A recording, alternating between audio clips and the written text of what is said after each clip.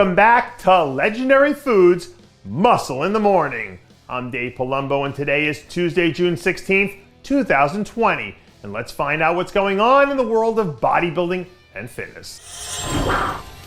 During Psych 101, you probably learned about Maslow's hierarchy of needs. Maslow's theory essentially boils down to human beings not being able to achieve self-actualization without having their basic needs met first.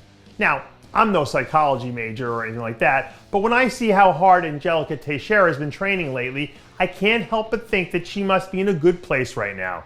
It feels like she's at a point where all she has to do is focus on doing what she needs to do because she's eliminated most of the distractions. She looks free again, and if I'm a bikini competitor, the one thing I don't want to see coming my way is a 3-time Olympia champ training with a renewed sense of purpose.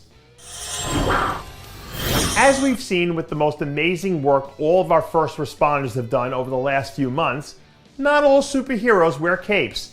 There are some people out there in the world doing truly extraordinary work that makes all the things that we do possible. That being said, I'm not trying to compare what Sergio Oliva Jr. does with our first responders, but he does have a superhero vibe to him. Sergio has been in the gym, leaping tall buildings with a single bound and throwing weights on the bar that are heavy enough to stop a locomotive. This is the Sergio that people love to see. It's the talent and the charisma and the whole making impossible stuff look easy thing that sucks you in. So, if anyone out there is brave enough to start tugging on his cape, just let me know. Unless you grew up somewhere near a place with a prominent surfing culture, you probably haven't seen how insane big wave surfing and big wave competitions are going now. It's unbelievable. YouTube it. Then once you get done with that, hop over to Brandon Hendrickson's channel because he's out there doing his own version of the big wave surfing every time he steps in the gym. He's figured out how to get better day by day, and that becomes even more obvious when you go back and look at his progression over the last year or so. I wouldn't sleep on Brandon because he's as likely as anyone to be the last man standing once that final curtain is drawn in December at the Olympia. In NFL circles, you'll hear people talk about the Brady effect on TV ratings, which is basically just network speak that lets executives pat themselves on the back for bringing in millions of dollars in advertising revenue.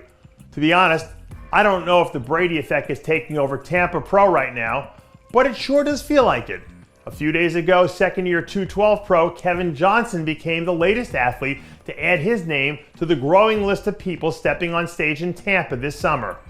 I don't know, maybe it's just me, but every time I turn around, it feels like we have another athlete coming out and saying that they're competing in Tampa as well.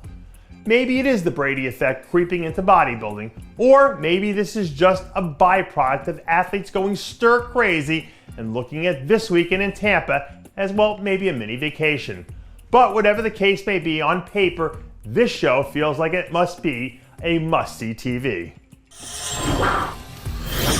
And that does it for yet another edition of Muscle in the Morning. I'm Dave Palumbo, reminding you to always be true to your passions and make sure to follow us on Facebook, Twitter, and Instagram.